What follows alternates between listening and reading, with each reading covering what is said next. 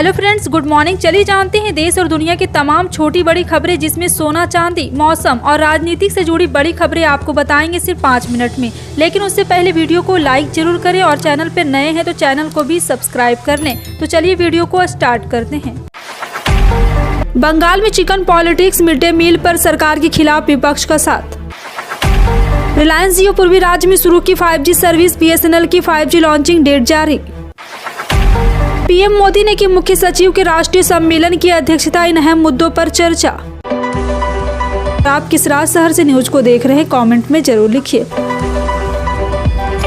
बता दें, पश्चिम बंगाल की ममता बनर्जी सरकार ने राज्य के स्कूलों के मिड डे मील के लिए नया आदेश जारी किया है। इसके मुताबिक राज्य के स्कूलों में अब जनवरी से अप्रैल तक चिकन और मौसमी फल खाने को दिया जाएगा। रिलायंस जियो ने एक कार्यक्रम का आयोजन किया। इसमें केंद्रीय दूरसंचार मंत्री अश्विनी वैष्णव ने ओडिशा में 5G शुरू करने की घोषणा की। इस इवेंट में आपको बता दें कि एक बार फिर से जियो ने एक और लॉन्चिंग की है। 2 जगहों भुवनेश्वर और कटक में अपनी ट्रू 5G सेवाओं को लॉन्च किया है। हालांकि दोनों जगहों में जियो 5G सेवाएं अभी बीटा स्टेट में है। कंपनी ने कहा है कि अन्य कस्बों और शहरों को फरवरी 2023 तक 5G सेवाएं मिल जाएगी। इसके अलावा केंद्रीय मंत्री अश्विनी वैष्णव ने कहा है कि BSNL 2024 में अपनी 5G सेवा शुरू करेगा। प्रधानमंत्री नरेंद्र मोदी ने शुक्रवार 6 जनवरी को मुख्य सचिव के राष्ट्रीय सम्मेलन की अध्यक्षता की। राष्ट्रीय राजधानी में गुरुवार से हुए इस सम्मेलन में राज्यों के साथ साझेदारी में तेजी और निरंतर आर्थिक विकास हासिल करने पर ध्यान केंद्रित किया गया। नौकरी की तलाश कर रहे तो यह आपके लिए एक बहुत ही जरूरी खबर है। अखिल भारतीय आयुर्विज्ञान संस्थान रायपुर ने फैकल्टी के बाद भर्ती निकाली है, जिसके लिए उम्मीदवार जल्द आवेदन कर सकेंगे। इच्छुक और पात्र उम्मीदवार इस भर्ती के लिए आवेदन 10 जनवरी से लेकर 27 जनवरी 2023 तक कर पाएंगे। आवेदन करने के लिए उम्मीदवार को एम्स रायपुर की आधिकारिक साइट amsraipur.edu.in पर जाना होगा। यह भर्ती अभियान कुल 39 पद को भरेगा। एशियन क्रिकेट काउंसिल के अध्यक्ष और BCCI सचिव अजय शाह ने गुरुवार 5 जनवरी को 2023 से 24 में एशिया में होने वाले टूर्नामेंट का रोड मैप तैयार कर जारी किया था। इस शेड्यूल के जारी होने के बाद पाकिस्तान क्रिकेट बोर्ड के नए अध्यक्ष नजम सेठी भड़क गए और उन्होंने जय शाह पर अकेले फैसला लेने का आरोप लगाया था। कमोडिटी के दामों में गिरावट से RBI अब राहत की सांस ले रहा है और RBI को उम्मीद है कि इससे आने वाले दिनों में महंगाई को कम करने में मदद मिलेगी। ये कहना RBI गवर्नर शक्तिकांत दास का था। RBI गवर्नर ने कहा है कि हाल के दिनों में कमोडिटी के दाम में गिरावट देखने को मिली है। साथ ही सप्लाई साइड अड़चनों को दूर करने से महंगाई को कम करने में मदद मिलेगी। RBI गवर्नर ने चेतावनी देते हुए कहा है कि अगर महंगाई में तेजी बनी रही तो इससे आर्थिक विकास और निवेश की संभावनाओं को झटका लग सकता है।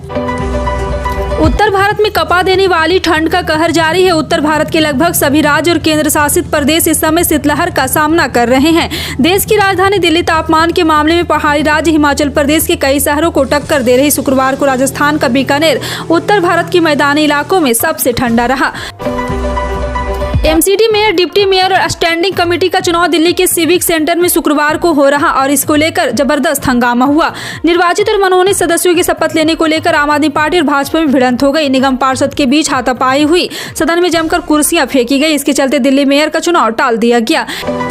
गृह मंत्री अमित शाह के त्रिपुरा में राम मंदिर निर्माण की निश्चित तारीख घोषित करने को सियासी चश्मे की दृष्टि से देखा जा रहा है। शाह ने भारत जोड़ो यात्रा पर निकले राहुल गांधी पर निशाना साधते हुए कहा है कि अयोध्या में राम मंदिर 1 जनवरी 2024 को तैयार हो जाएगा। भारतीय जनता पार्टी 3 बड़े मुद्दे में राम मंदिर मुद्दा काफी अहम था।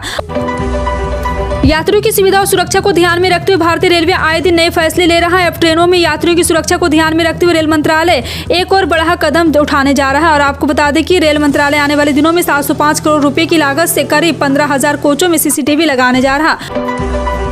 कांग्रेस की भारत जोड़ो यात्रा का आज दूसरा फेज यानी कि पानीपत में पहुंच गया। इस दौरान राहुल गांधी ने एक विशाल जनसभा को संबोधित किया। साथ ही उन्होंने रोजगार को लेकर भाजपा सरकार पर निशाना साधा। उन्होंने कहा है कि बीजेपी की सरकार में हरियाणा बेरोजगारी का चैंपियन बन गया है। राहुल गांधी ने कहा है कि अब किसान 3 काले कानून के खिलाफ खड़े हुए तो नरेंद्र मोदी जी ने कहा गलती हो गई। मौजूदा चालू वित्त वर्ष 2022-23 में GDP 7% रहने का अनुमान है। केंद्रीय सांख्यिकी कार्यालय ने सालाना GDP ग्रोथ का पहला अग्रिम अनुमान जारी किया है। बीते वित्त वर्ष 2020 से 21 में GDP 8.7% रहा था। RBI ने 2022 से 23 में 6.8% GDP रहने का अनुमान जताया है। ग्लोबल मार्केट में कच्चे तेल की कीमत में लगातार गिरावट जारी और इसका असर शुक्रवार सुबह जारी पेट्रोल डीजल की खुदरा कीमतों पर भी दिखा। सरकारी तेल कंपनियों ने बिहार से राजस्थान तक कई शहरों में पेट्रोल डीजल के रेट घटा दिए हैं। हालांकि दिल्ली, मुंबई जैसे देश के चारों महानगरों में आज भी तेल की कीमत में कोई बदलाव नहीं हुआ है। फिलहाल आपका इन सभी खबरों पर क्या कहना है, कमेंट सेक्शन में टाइप करके जरूर बताएं।